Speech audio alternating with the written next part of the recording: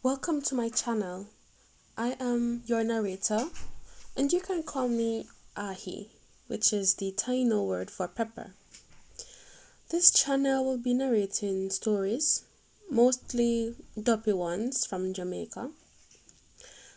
I will be taking stories from books and stories I've heard growing up to tell. Today's story is coming from Redberry District, Manchester, and it is titled The Duppies on a Hill.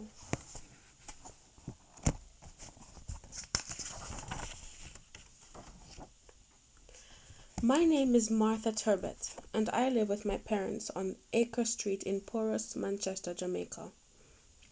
My father, John, was a butcher at the Porous market. He was not a well man, suffering with a bad chest. Mother Jane stayed at home as a housewife to look after Anne, Dora, Lena, Jenny, and John, and myself.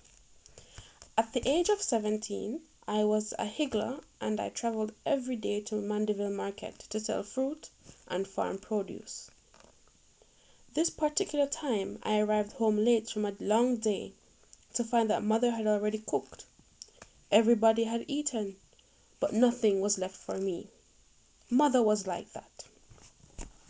Papa was very upset about my misfortune, but Mama ruled the roost, so all he could do was sympathize with me, then send me out to tend to the donkey, which my sisters were too ladylike to do. I can well remember the fuss I made, but eventually it was easier to go than to make a useless commotion. The donkey was tethered to graze some distance away, down the hill from the house, across the gully, then up another hill, until we came to the wall surrounding our field. I had grumbled my way down to the gully, crossed over, and was starting to climb when a sound froze me in my tracks.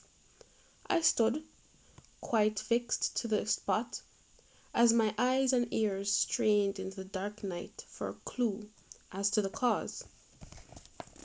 Slowly, the night air gave up a sound, the sobbing of a baby, distant at first, but coming closer.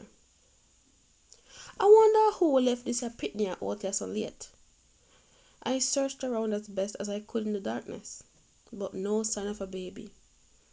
Hush, hush, hush, the gentle cooing of a mother, whispering to soothe her child, drifted down the hill towards me. So I pressed on, expecting to meet up with some mother and a child crossing our field. I called out, "Who that?" But no reply. Reaching the donkey, I busied myself, talking to the creature and moving its tether to better grazing. As I climbed the hill back to the house, the baby's crying started again with a vengeance, a pitiful entreaty coming seemingly from everywhere. Then something came bumpity-bumping down the hill. Two ball-shaped objects were rolling towards me, and I only just managed to avoid them, jumping to one side as they shot past and careered into the gully.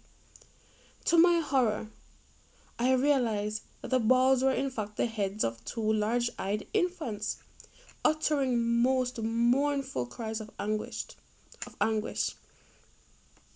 They were followed by the running spectre of a woman calling after them, "Hush, hush, hush!" But they only continued to scream and wail until they passed out of my sight and hearing. A lady in the district had recently died during the delivery of twins, both of whom died with the mother. My legs hardly carrying me home, I burst sobbing into the kitchen where Mother Jane stood cleaning the pots of the day. Flinging my arms around her, I stuttered and stammered to tell of the fearful experience, at which she began to shout and curse. Then pushing me away, she ran to the yard, shouting and cussing all around the yard. I was told that this was to keep the duppy at bay. Tara, Tara, Tara! I fell into a swoon and could not recall anything for the next 3 days.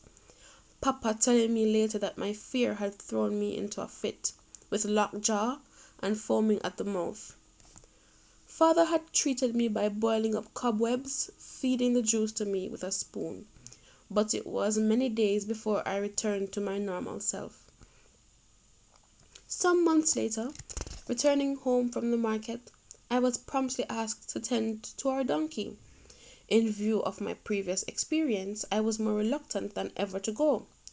But I began this worrying trip creeping down to the gully with great trepidation, furtively listening and watching for anything untoward. All went well until I approached the perimeter of the donkey's field, when a glow in the darkness attracted my attention. Crouching down, I quietly advanced to discern a fire on top of the wall. Over the fire was a large iron pot, and stirring its contents was the figure of a man I recognized as Chuku. Now, Chuku had been an odd job man who plied his trade in the local community, but he had died of pneumonia some months back around the time that the lady had her twins had passed over. My heart beat as if it would burst. Sweat formed in large beads on my forehead, and the palms of my hand became clammy and shook uncontrollably. I dropped to the ground, anxious not to be seen, and watched this ghostly play unfold.